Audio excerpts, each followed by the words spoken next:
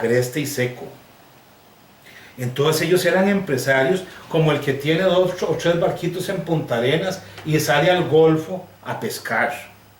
Eran autosostenidos. Jesús, ¿de dónde iba a tener plata? Siendo el Hijo de Dios, que dejó todo por nosotros y murió en la cruz por nosotros. ¿De dónde iba a coger Jesús plata en términos humanos para darle? Y si se lo hubiera pedido, yo le hubiera dicho que no al Padre. Porque le hubiera dicho, para eso te mandé. Para convencer en la práctica que se puede. Uno de los carismas de la orden benedictina misionera anglicana es que todos sus cleros somos autosostenidos. Todos tenemos que trabajar. Primero, eso nos evita convertirnos en una carga dentro de la iglesia, aunque eso no es pecado ni está mal, ni es mal visto, porque Jesús también dice, todo obrero del evangelio tiene derecho a su sustento, tiene derecho a su trabajo. Pero es testificarle al mundo que no dependemos de las arcas de una parroquia para poder tener ese estado de disponibilidad espiritual, ese estado abierto de no convertirnos en administradores de bienes, sino dedicados en una vida sencilla, en una vida simple, en una vida testimonial, a mostrar con nuestro testimonio lo que llamamos nosotros espiritual y teológicamente el evangelio de la amistad, el evangelio del acompañamiento. No vamos a ver a alguien, ¿cuánto le debe? No, es que yo no soy doctor, soy sacerdote. No vamos a darla ¿cuánto es el estipendio? Por lo que usted quiera dar. Pero aquí no andamos una lista como diciendo, oiga, esto vale tanto y aquello tanto. No, dice Jesús, de gracia lo recibisteis, dadlo gratis. Por algo lo dijo el Señor. Claro. Y eso nos evita tener una institucionalidad que se convierta en un aparato sumamente grande que nos vuelva administradores de estructuras y no pastores del sencillo pueblo de Dios. Esa es la gran Entonces, una iglesia como la que usted me viene a mencionar no tiene lo que nosotros en la iglesia católica llamamos párrocos. Pueden ser visitados por diferentes sacerdotes. No, sí hay parroquias. Okay. Y obviamente... Pero tiene que bretear el hombre. La gente, okay. Todo sacerdote anglicano, salvo que sea en cualquiera de las ramas de la tradición, de iglesias muy poderosas, es sacerdote a tiempo completo. El 80% de los clérigos anglicanos que pastorean 150 millones de almas en el mundo son sacerdotes que tienen que trabajar como trabajó Jesús, como trabajó Pedro, como trabajó Pablo. La segunda respuesta es sobre el casorio. A mí me gusta, y ahora cuando ya tengo el deber, a partir del sábado, inexcusable de predicar a pequeños grupos, a grandes grupos, a donde me inviten o a donde me abran las puertas, es predicar sencillo, no grandes mensajes teológicos, más como el cura de Ars. Okay. Algo para todos los días. No explicar la teoría de la relatividad en el lenguaje de Santo Tomás de Aquino, que eso en el púlpito nadie lo va a entender. Algo que quede para la vida y que uno lo pueda mostrar desde dentro. Bueno, hay que hacer una aclaración, hermano mío. Más o menos, años menos, años más, pero no estoy corrido más de 50 años, se lo garantizo. El clero católico comienza a casarse por ahí, a ser célibe directamente, por obediencia, no por dogma, que es una aclaración que hay que hacer. El celibato eclesiástico católico romano es una obediencia, no es un dogma de fe. Si estamos claros, el dogma de fe es una verdad que aunque no la entienda y no esté de acuerdo, yo tengo que aceptarla. Okay. Punto. Ya, no implica una racionalidad. Yo creo que la Virgen es inmaculada porque es dogma de fe. Okay. En el caso de la Iglesia Católica Romana. El celibato es una obediencia. Un papa decide en nombre de la Iglesia que los sacerdotes en adelante tenían que ser célibes. Hay una razón objetiva que hay que decirla, y esto yo espero que no lastime a nadie. Entre los cristianos deberíamos ver más lo que nos acerca que lo que nos divide. Ese es el mensaje del Papa Francisco como obispo de Roma. Y es importante ese punto de vista para poder dialogar los que creemos en un mismo bautismo, en un mismo Señor y en una misma fe y en un mismo Dios y Padre. El asunto es este. Desde el 1200 para atrás, el clero que llamamos secular, para explicarlo en términos sencillos, el clero que está en las parroquias, o sea, que no son benedictinos, que no son jesuitas, que no son dominicos, que no son franciscanos, el clero normal que depende de un obispo, ¿ya? Y el clero regular son el clero religioso, los que pertenecen a órdenes o institutos religiosos o de vida consagrada, que tienen un superior general y a su vez ese superior depende, en el caso católico romano, de el papa que esté en ese momento, en el caso del anglicanismo, de la cabeza de la iglesia anglicana de una u otra manera. Entonces, en esos años hubo lo que se llamaba relajación de las costumbres. Entonces había una vida no testimonial, de una observancia, lo digo en los términos mejores para evitar alguna confusión. El clero se casaba, en los conventos y en los monasterios habían concubinas. Figúrese que en la reforma de Santa Teresa, por los mismos años por ahí, de la escisión de la iglesia de Inglaterra respecto a la iglesia de Roma, con el cuento de Enrique VIII, en el convento de Santa Teresa, en San José de Ávila, vivían 130 señoras, 80 monjas y 50 señoras de sociedad. ¿Qué harían? Dejémoselo al juicio de Dios. Ya, no vamos a pensar nada feo, jamás. Dios nos libre. Pero así ocurría mucho, entonces se relajaron las costumbres. Otro ejemplo, la congregación de la misión, conocida como los padres paulinos, del colegio seminario, los padres alemanes, pero que realmente son de origen francés, surgen con San Vicente de Paúl para reformar la enseñanza en los seminarios y la moral del clero. Y así surgen varios institutos famosos y que han dado grandes santos a la iglesia católica con minúscula, a la universalidad de la cristiandad, ¿ya? Que han sido ejemplo de vida para reformar costumbres. La reforma de Francisco de Asís es la misma en el 1200. Cuando el Cristo de San Damián, ese Cristo bizantino, que le habla en una capilla abandonada a Francisco y le dice, repara mi iglesia, Francisco, un chiquito de un comerciante rico, de un burgués de la época, comerciante de plata, cree que era que reparara todas las ermitas que van por allí de camino. Y él comienza a hacer eso.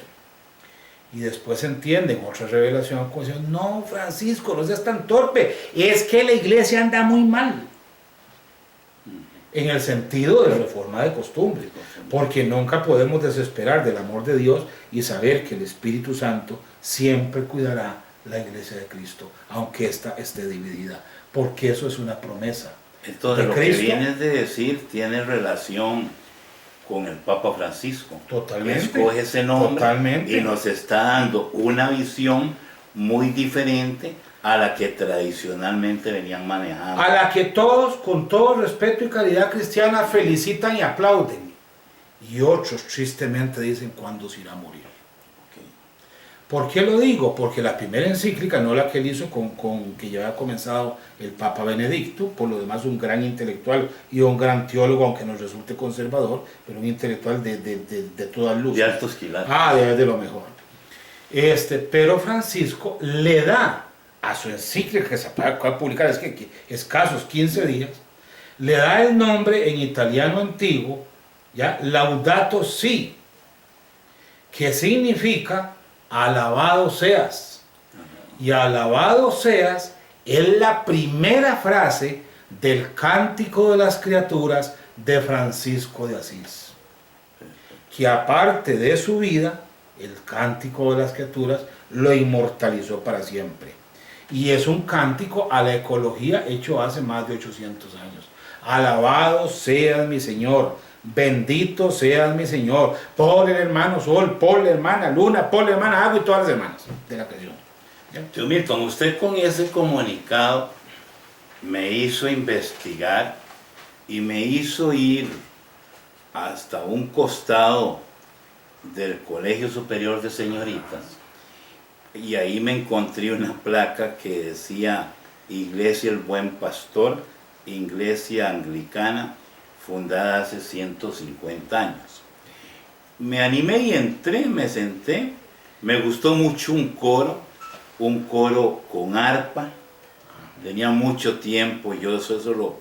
Y las negritas cantando. Y las negritas, y luego como al ser el culto Y como bilingüe, esto es una entrevista y no un interrogatorio, vamos a poner la nota cómica de las negritas. A Jesucristo ven sin tardar, porque nosotros hoy Él está. ¿Ya? A esas son las negritas. Adorables por lo sí, demás. claro. Entre las sorpresas que me llevó, bueno, no sorpresa, bueno, sí hubo una sorpresa. Ah, sí, claro. Fue que una señora se me acercó, me preguntó cuáles eran mis apellidos y me dice, por casualidad, ¿qué es de usted, doña Ángela Soto, la maestra de matemáticas en la escuela normal? Y le digo, yo soy su 7º hijo. Y me sorprendió de cómo la quería y cómo ella, cuando podía ir a Limón, iba porque mamá le ayudaba.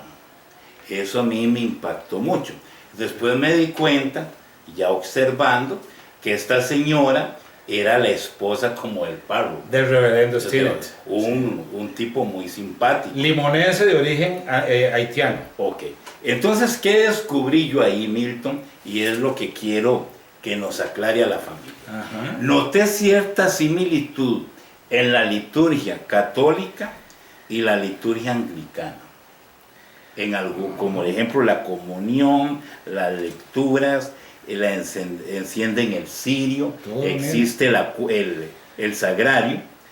Y luego vi con mucha atención el que veneran, hablan de la Virgen, muy bonito, Sí, claro. y hablan de los santos. Le decimos por cariño y por gran amor, la bendita o la bienaventurada Virgen María o Madre de Jesús. No le decimos indiferentemente la Virgen, porque vírgenes habrán muchas en el cielo y en la tierra supongo que también. ¿Ya? Nuestra Señora es la bendita Madre de Cristo, el ejemplo fundamental de testimonio de fe. Esa es María en la historia de la iglesia, de cualquier iglesia nacida e hija de Roma, aunque por ahora hayan problemas de familia. Ya entre la iglesia. Ahora, ¿a qué se debe esa similitud? Para Bueno. que se lo explique a la familia, Ok. porque ya yo lo entendí, pero no me puedo dedicar a... Recuerde que Inglaterra había sido evangelizada por San Agustín, por San Agustín de Hipona, el gran teólogo. Él estuvo en África, en Tagaste, etc. No, estamos hablando de Agustín de Canterbury. Agustín de Canterbury es el que abre y el Papa nombra entonces el primer arzobispo, si mal no recuerdo, de Canterbury, que es la sede de la cuna de lo que nosotros llamamos, independientemente en cuál rama del anglicanismo, porque ahora quiero hacer esa distinción porque el catolicismo hay ramas y la gente no lo sabe. Y es importante que eso se entienda, si me lo permite, Claro. para entender lo que estoy diciendo ahorita. Entonces Agustín de Canterbury, que era un monje benedictino, manda una misión como de 60 benedictinos, y en aquel tiempo era se convierte o se convierte. Bibliazo en la cabeza, ¿ya? Y cruz en el pecho. Aceptas al Señor y si no, condenado para toda la vida.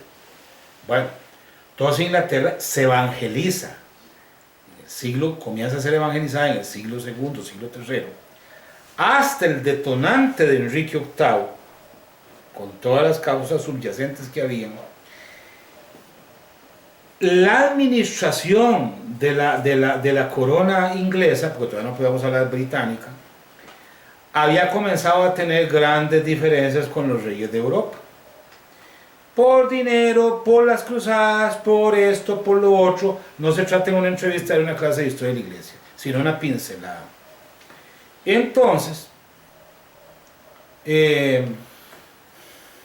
ellos vienen siendo católicos, y son católicos, ¿cuánto? Un montón de siglos, ¿ya? Cantidad de siglos, con los usos y costumbres y las tradiciones católicas, pero al estilo inglés.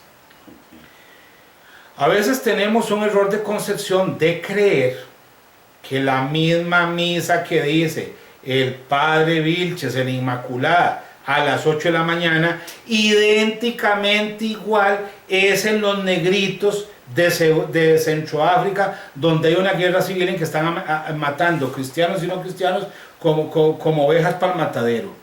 No, la misa, por ejemplo, en África con los misioneros es muy cantada, lleva todo el sabor de las negritudes, una cosa bellísima. Los ornamentos del sacerdote son estolas multicolores.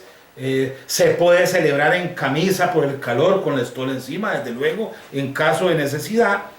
Hay diferencias, ya, pero es el mismo culto, ya, son las mismas creencias fundamentales.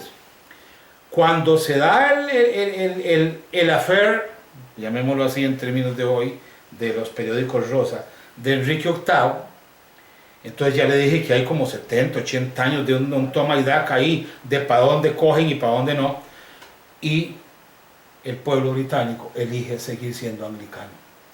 Entonces recoge toda la herencia de la Iglesia Católica desde Cristo hasta el 1500.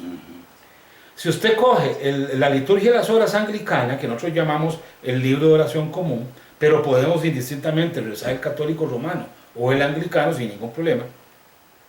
En el libro de oración común, o conocido como el libro azul, pero no el de los ovnis, ya,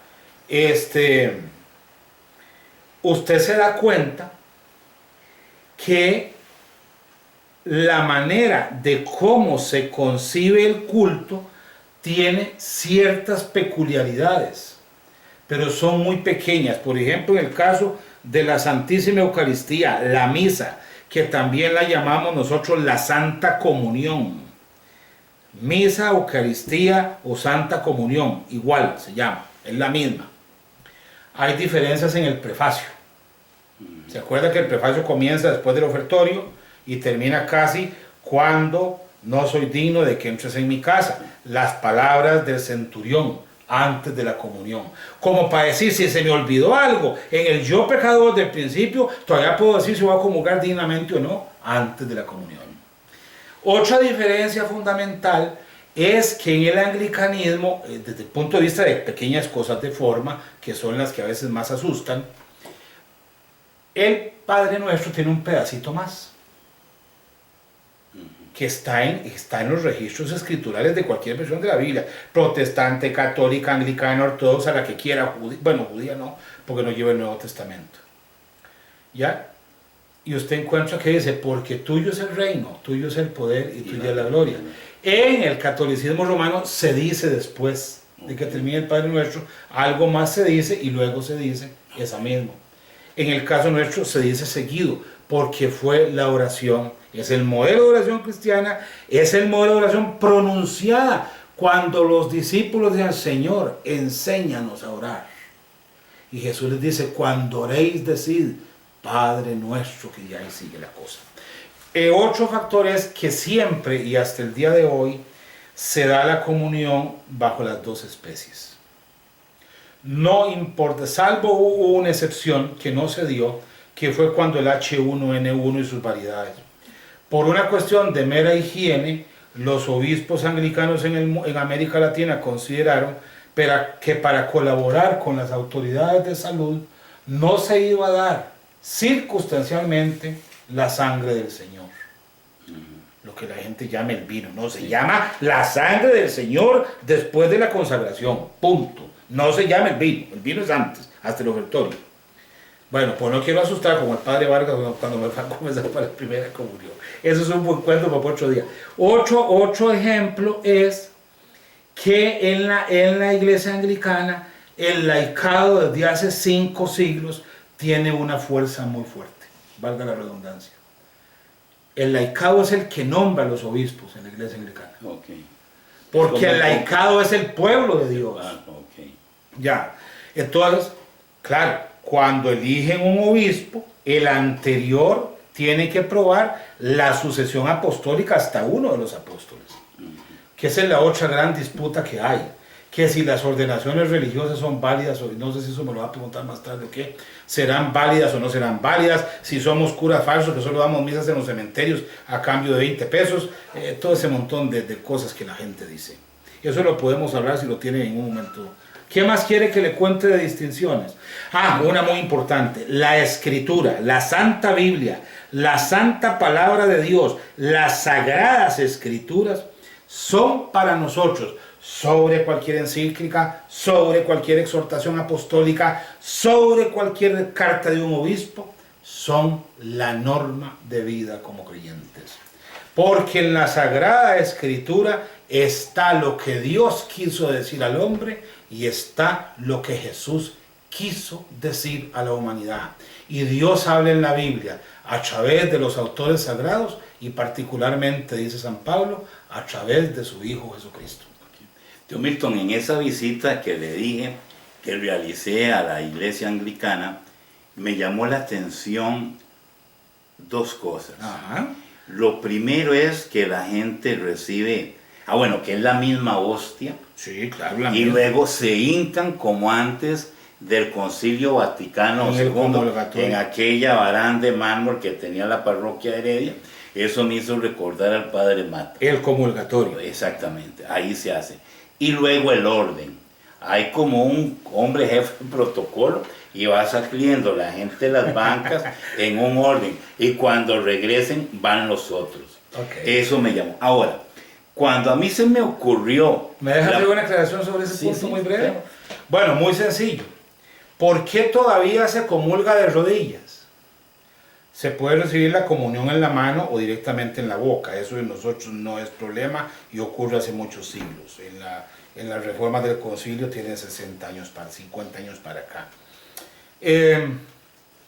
Por reverencia al cuerpo y la sangre del Señor. Porque recuerde que todos los que le pidieron un milagro a Jesús hacían la genuflexión. Sí. O sea, se arrodillaban o parcialmente se hincaban.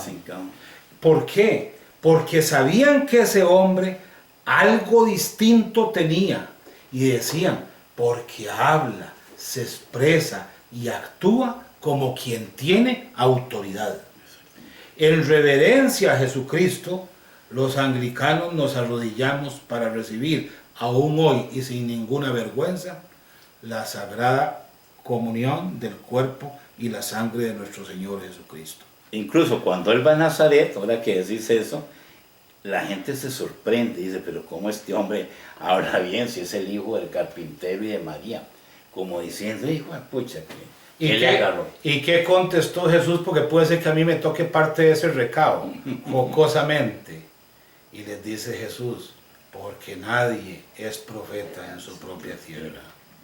Y los sacerdotes, ya lo digo porque ya mis cohermanos a partir del sábado ya me llaman padre en las reuniones.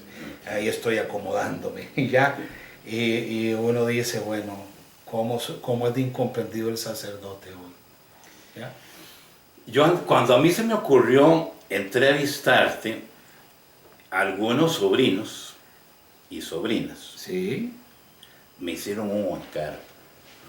Porque yo me fui... Bueno, por lo demás pará, porque ahí me tocaste el corazón. Sí. A mis hermanos ultracatólicos o católicos o no creyentes o creyentes según Dios no revelado, los amo igual, porque son hijos del Dios que está en los cielos. Los amo igual, los quiero igual. Y a los sobrinos, ellos saben que tienen un tío chévere, que aunque posible por respeto le digan al padre Milton, en familia, cuando pueda estar en familia, que ya será mucho menos veces que antes, por mi trabajo para autosostenerme y por las obligaciones apostólicas. Recuerden que en el Evangelio de San Marcos, Jesús llega a buscarlo porque estaba con los doctores de la ley un niño de 12 años. ¿Y qué contesta Jesús? ¿Por qué me estaban buscando papá y mamá? Si ustedes saben que en los asuntos de mi padre me es necesario estar. No se trata de ser sacerdote benedictino por usar un hábito negro muy lindo que tiene 1600 años de diseñado. No se trata de usar ornamentos hermosos. Se trata de testificar sencillamente de Cristo y de llevar a Cristo como el amigo, como lo que representa el sacerdote, el alter Christus, el otro Cristo, el mismo Señor Jesucristo. ¿Y quiénes somos nosotros para merecerlo? Nada. El cura que diga, católico, anglicano, ortodoxo, que merece ser sacerdote, debería ser excomulgado de inmediato, porque el sacerdocio es la gracia de un llamado, y Dios nunca puso en la escritura edad, época o estado al llamado. Eso se reguló después, pero no en la voluntad directa de lo que dice el registro sagrado. Bueno, Milton, entonces, retomando las inquietudes de la sobrinada. De la sobrinada, ¿verdad? Que los amo y los extraño mucho. Ok. Me encargaron preguntarle si son válidas las ordenaciones de la tradición anglicana. Bueno. Ahí por debajo sentí que querían saber si era válida la ordenación que usted va a tener el sábado, pero suave. Ajá. Porque también me preguntaron que si era cierto. Parece que esa decisión suya, ese llamado de Dios, ha hecho que los sobrinos maduros hayan empezado a investigar, a escudriñar, como se dice en teología. Estupendo. Y ellos que te preguntara si era cierto que en la iglesia anglicana hay un sentido, un valor sería más bien, muy importante hacia la Eucaristía. Totalmente. Y luego que si usted va a usar ornamentos litúrgicos y que cómo son. Bueno, a ver, yo no soy un ministro protestante, soy un sacerdote católico con C minúscula, o sea, un cura católico benedictino que no pertenezco a la Iglesia de Roma. Primera definición clara y mirando al frente. Okay. Segunda definición clara. Para que una ordenación sacerdotal, diaconal o episcopal, o sea de obispo, el orden es de abajo para arriba, diácono, presbítero y obispo. Eso se llama el sacramento del orden, ¿ya? Que compone esos tres, digamos, rangos, estatutos o estadios. Imprime algo común a las tres grandes ramas de la cristiandad histórica, la que estoy cansado de decir, católico romano, ortodoxos y anglicanos. El sacerdocio imprime carácter. Se es sacerdote para la eternidad. No se es sacerdote para lucir vestiduras lindas, ni andar zapatos de charol. Tanto es así que el único que entierran con zapatos es al Papa. Y entre tanto que he estudiado nunca he sabido por qué. Todos los demás somos soldados rasos y vamos en medias. Y con los ornamentos sagrados, claro que sí. Ok. Las órdenes sagradas son válidas si el confiriente, o sea, él o los obispos, porque realmente es uno el que ordena al diácono o al presbítero. A los obispos tienen que ser por lo menos tres, en cualquiera de las tres grandes ramas de la iglesia universal. Ese obispo tiene que probar su linaje. A ver, sobrinos, en el lenguaje de ustedes, de todo lo esotérico y todo eso que anda ahí en ese bazar de muchas cosas que ni se sabe qué son, pero que están y nos bombardean todos los días. Así como en el Kung Fu, un maestro tiene que probar su linaje, que viene del maestro tal, que el maestro tal viene del maestro tal, y que el maestro tal viene del maestro tal, hasta que nació el Kung Fu. Tiene que probar, o un Shaolin, tiene que probar que es sacerdote Shaolin, porque todo lo que le transmitieron la enseñanza eran legítimos Shaolines. Bueno, voy a contar una cosa, al que quiera le puedo mandar un escrito, nada más que me lo pidan directamente y podemos incluso establecer un diálogo fecundo, que se llama justamente la sucesión apostólica. En 1963, Juan XXIII ordena obispos a unos sacerdotes casados, pero católicos romanos, donde la obligación del celibato es una obediencia obligatoria, por eso se llama obediencia. Como le decía antes, puedo hacer, Mario, una muy breve digresión para que nos entendamos. La Iglesia Católica tiene un rito que se llama el rito romano, que es la Iglesia romana.